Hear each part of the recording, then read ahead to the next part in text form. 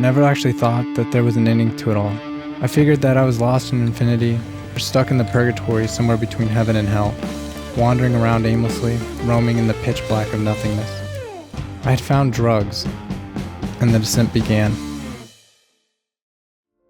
My brother was a heroin addict, an opiate addict, for about almost 2 decades.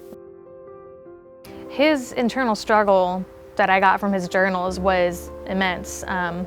So his journal was just a constant, I don't want to use, I hate this, I don't want to be this person.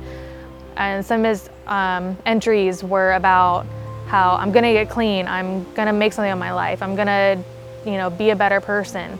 He really described the core symptom of addiction, which is the inability to control the use of the substance and the behaviors that surround the use of a substance.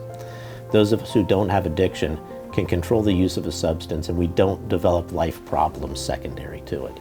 People who do have addiction, first and foremost, when they're exposed to it, they aren't able to stop using.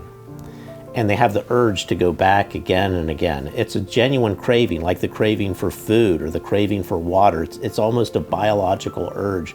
To me, the whole town is right in front of my house, pointing their fingers at me and looking down on me. Although that is not how they feel about me, or maybe it is the way they feel about me. Either way, I think it is. And so what I think, my reality becomes. Many times addiction isn't perceived as a disease, but it's perceived as a moral problem or a social problem or things like that. It's a biological disease like any other biological disease, like diabetes, like hypertension, like heart disease. And we really need to put the social stigma away from it and encourage people to seek treatment. Yeah, they're people. They deserve help and to have a decent life and to get over this. I can't deny my enjoyment for the rush, but in retrospect, it's just not freaking worth it. It's a pretty sad existence, but it's the inevitable ending of every heroin addict's story, unless you wake up and get out while you can. For friends and family members, remember the person you knew before they became addicted, because that person is still there. They need treatment for their addiction, they need support, and they need help. Just those everyday things that you take for granted, and I go home and just walk in the door and hear his voice and have him come down and give me a hug. If I could do it all over again, I would have been more understanding. I would have been more tolerant. I would have done anything in the world to help him. But then you lose them, and then the regrets and the guilt and the loss. Yeah, it changed my entire world. But it's just made me more passionate about this job. When I applied and I interviewed, they asked me why I wanted to work for Counterdrug, and I was honest and I told them that it was just a big passion of mine to be a part of the fight against addiction and to get drugs off the street.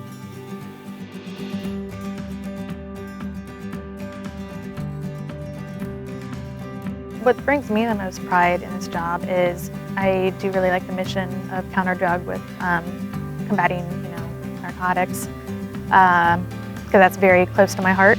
Just knowing that if you're taking away even the money, you're hurting that drug trafficking organization, and that's all I want, is just to not be available to people to be able to use, because I don't want what happened to me and my family to happen to anybody else. He last crossed as a pedestrian at the Nogales border crossing on 8/6/2017. Outside of the law enforcement realm, we also do community events. And one big part of the community events is Red Ribbon Month. And we always go out to schools and do different events, either at their lunchtime handing out ribbons, as simple as that, or speaking at schools. The support from Counterdrug and my wing, it made me feel so loved, and that I just had a second family. He was the best big brother, because he never treated me like, oh, you're my little sister. He was just always accepting of me. That was just such a moment in time that you don't think you'd hold so closely to until it's gone. I want him to be remembered as the kind and sensitive, thoughtful person that he was. The biggest message I would have, and I always harp on this, is just to not jump to conclusions with addiction. Their mothers, their fathers, their sons, their brothers. It literally affects anyone.